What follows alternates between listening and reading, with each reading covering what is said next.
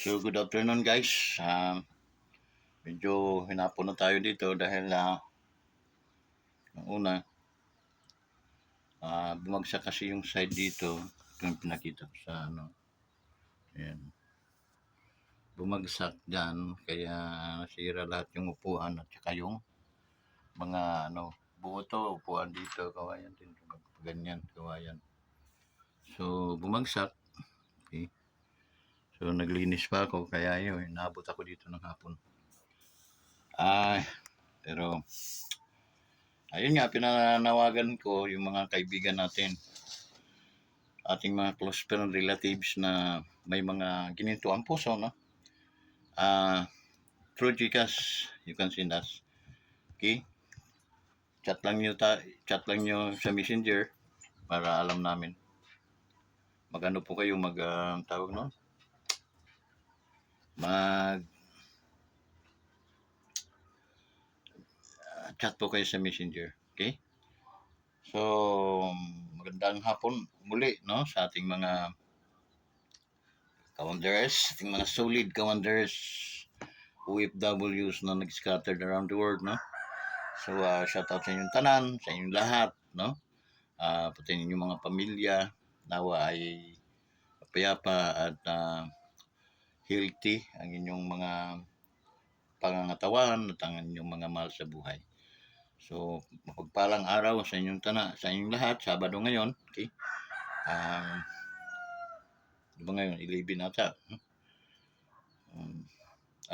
Hindi. 2022 pa yung kalendaryo. Mayroon na kalendaryo 2024. Nagbala, may lagay natin.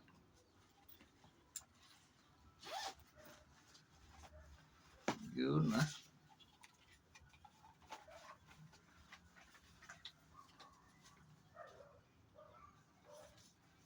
January 12. Okay, 12 ngayon guys. Okay, sa 18, meron kaming dadalohan na seminar. Mga seminar sa Pasig ng Ligud. Okay. So, yan. Medyo tayo ngayon, no? So, yun guys, kape muna tayo dahil dami nating ininit.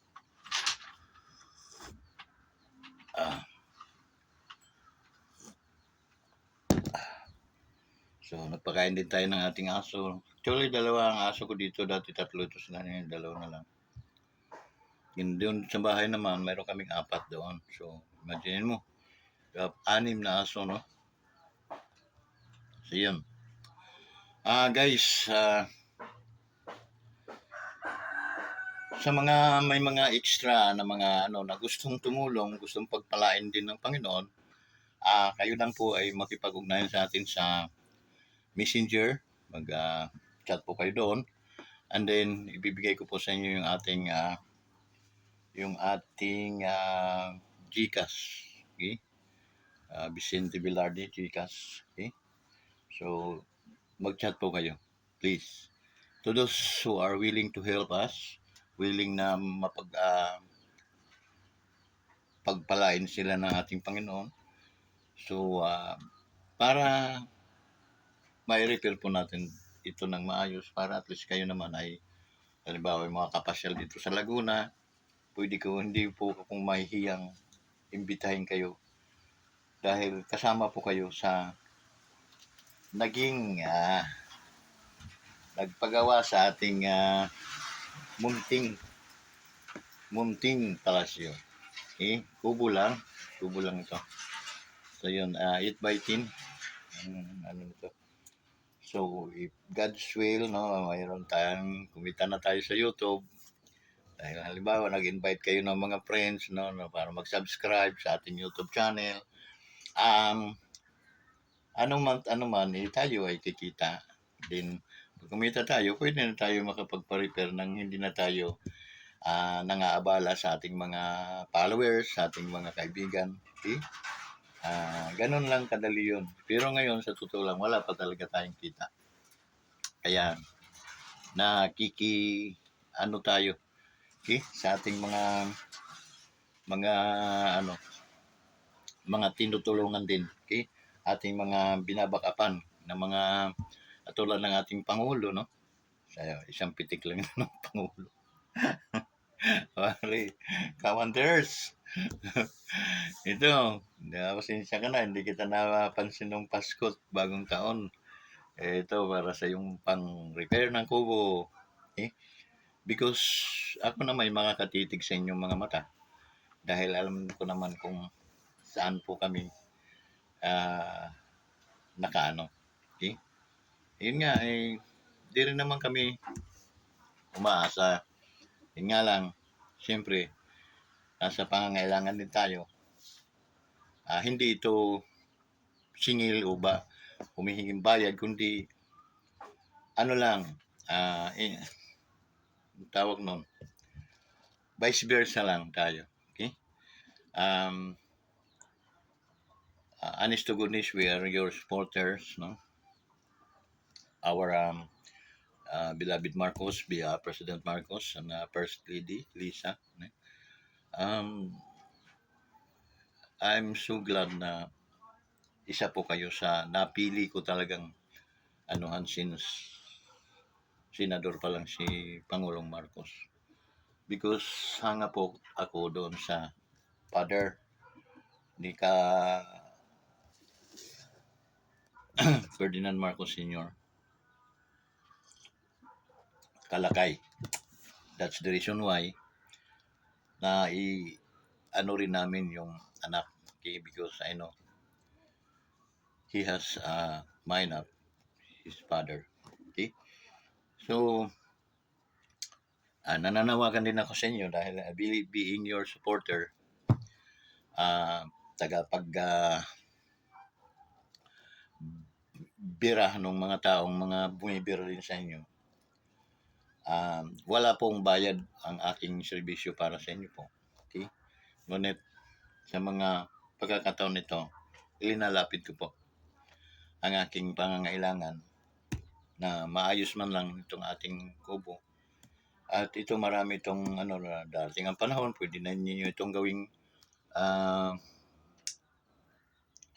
parang mini no, yung dito ginaganap yung mga meeting ng mga supporter Marcos or ano man. So, pero hindi lang po ako supporter ni BBM, no? Supporter na ako sa ating Vice President, sa dating Mayor Digong. Okay? So, kita nyo, wala pa akong vlog na pinagsabong-sabong ko po kayo. Okay? Wala po. Binibira ko po yung dapat birahin. Pero, yung paggalang ko sa kanila, sa inyo, ay hindi po nawawala. Kaya, hindi po ako nambabastos ng tao.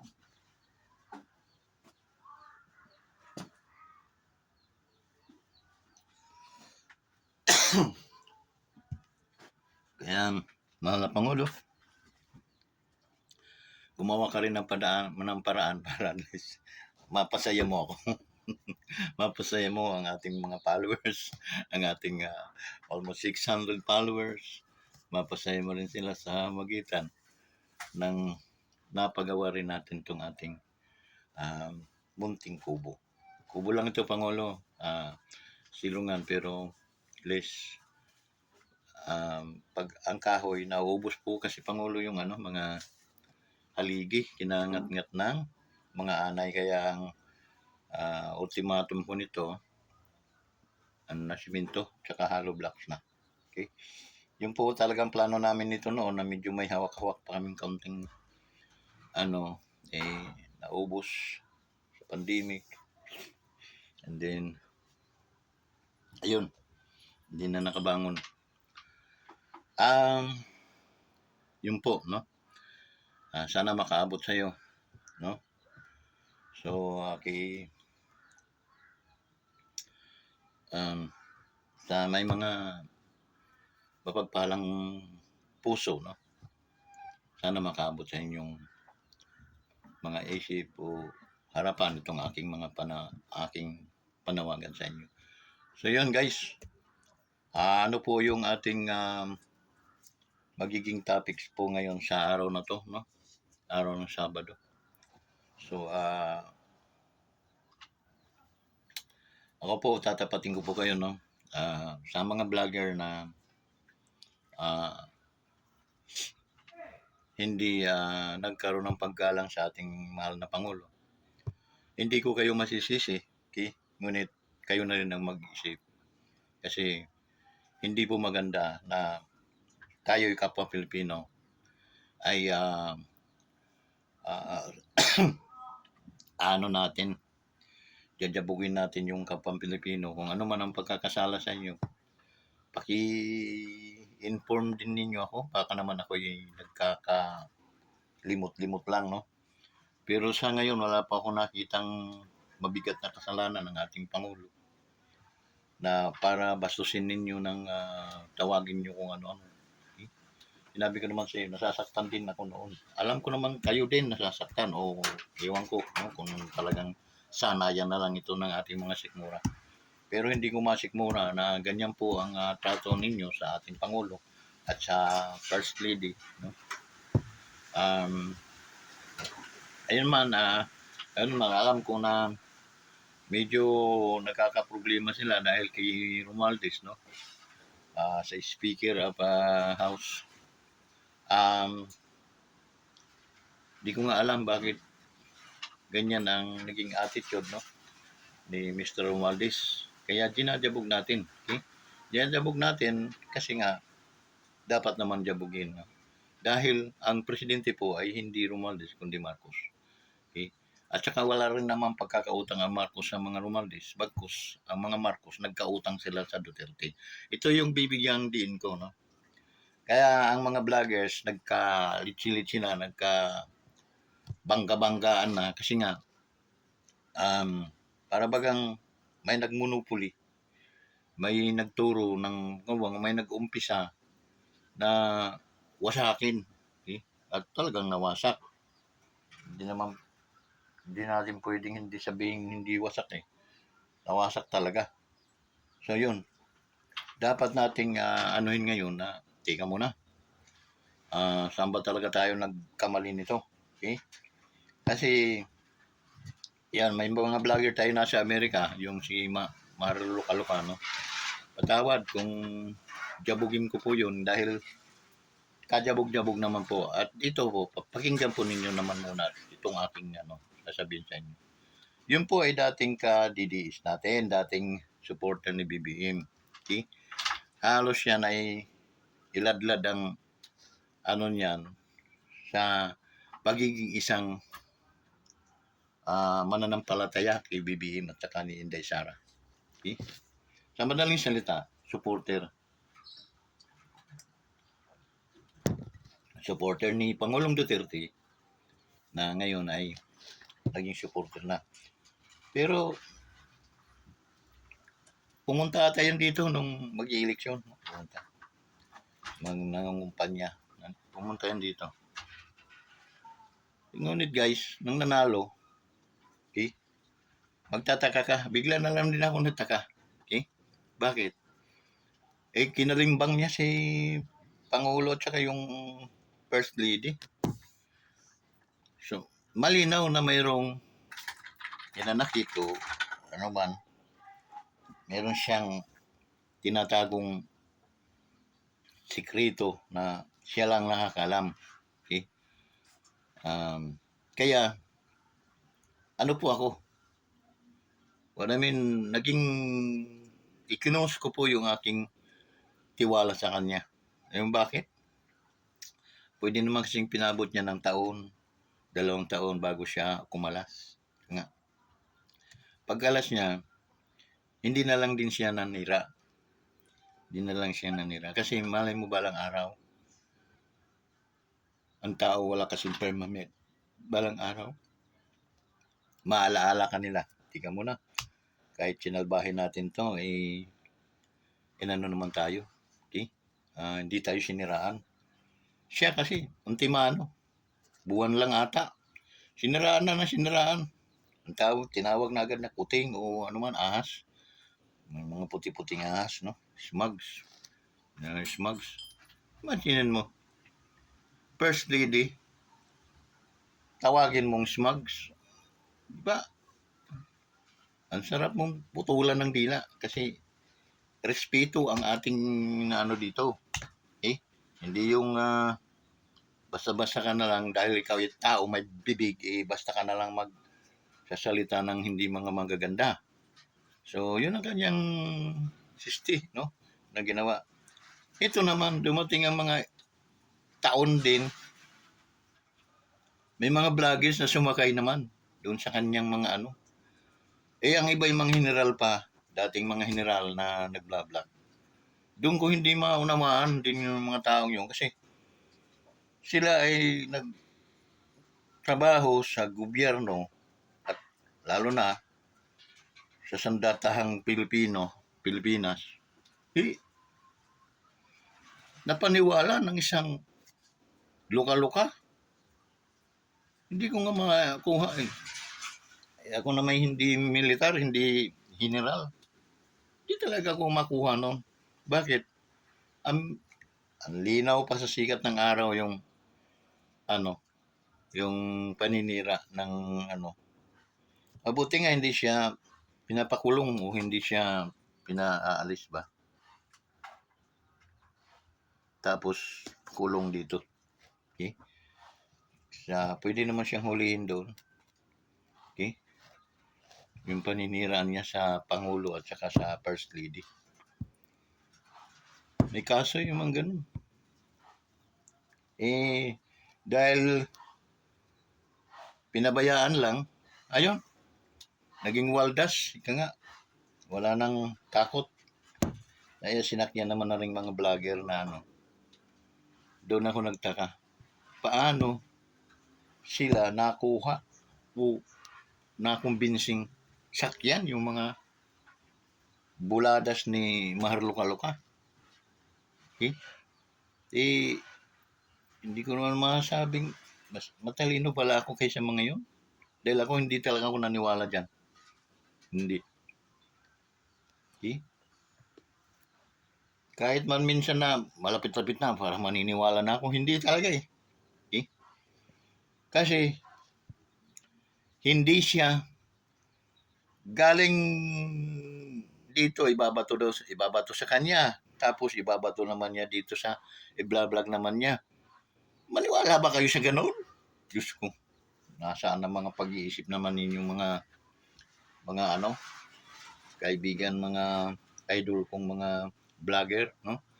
Hindi dapat ganun. Babalansihin po ninyo ang bawat himay-himay ninyo ang bawat salita na kaya-aya ba ito? Ito ba'y totoo? Okay? Baging totoo man, may resibo pa tayo. Meron ba tayong tawag noon? Prueba? May ano ba tayo na mapapatunayan natin? Di ba? Di ba naisip ninyo yun, mga ganun, guys? Then, bumuka ang mga bibig nyo against na agad doon sa inyong Pangulo. Kinalaban na niyo yung Pangulo, kinalaban niyo inyong First Lady sa walang basihang mga source. Okay? So, pag pinanood ko yung mga vlogs nila, sabi ko, ano ba nangyari dito kay Idol na parang nagtiwala agad siya kay Mahar Luka-Luka. Pinaniwalaan niya talaga lahat.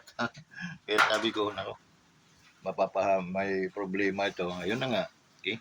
Kasi unang-una, hindi po talaga pwedeng ganun. Sana naging aral, leksyon na mas maganda kayo na mismo ang kumuha ng hindi yung nanggagaling pa sa kanila. Kasi alam mo namang mayroong sariling agenda yon, mayroong sarili siyang inis na dapat niyang anuhin din. Ayun, biktima kayo. Biktima. Dalawa lang ang tao dito sa mundong ito. Manluloko at nagpapaloko. Isa kayo doon sa naloko ni Marlica. Okay? Pero sa amin, lalo na sa akin, hindi po. Ang hindi man mamonetize ang aking YouTube channel. Hindi man ako kumita sa YouTube, it's okay. Okay? Pero hindi ko kayang um, sirain yung mga taong hindi naman karapat dapat sirain. Okay?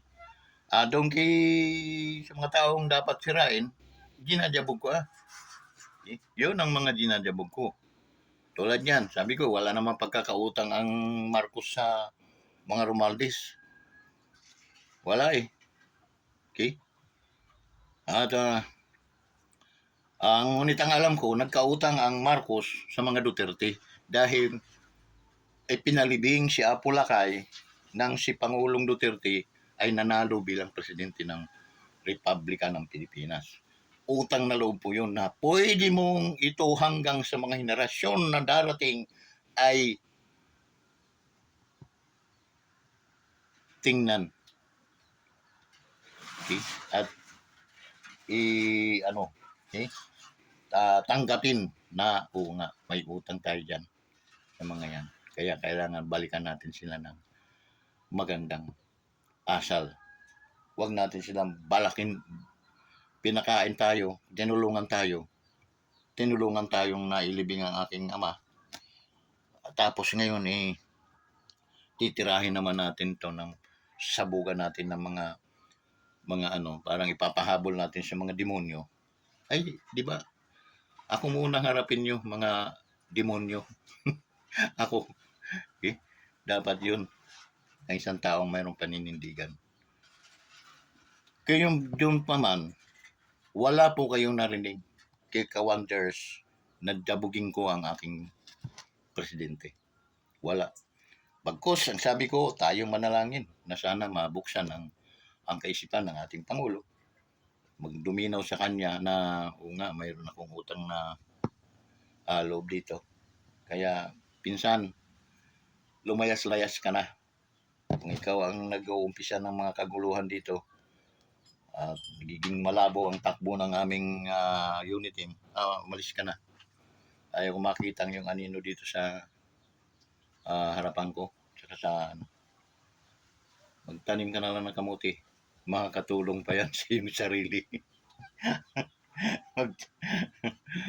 Bistado ka ng mga bayan. Bistado ka ng Pilipino. Ang kapal ng mukha mo.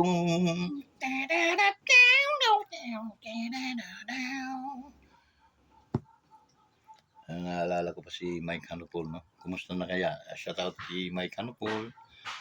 Yung aking idol na Pilipino artist. Sana mayaman na si Mike Hanupol ngayon.